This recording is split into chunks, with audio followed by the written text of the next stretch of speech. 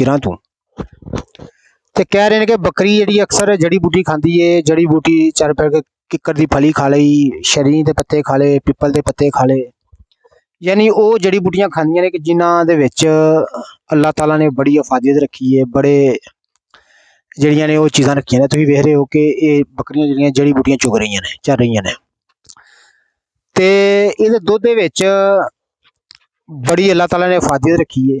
बकरी दे दुद्ध च बड़ी ताकत रखी है।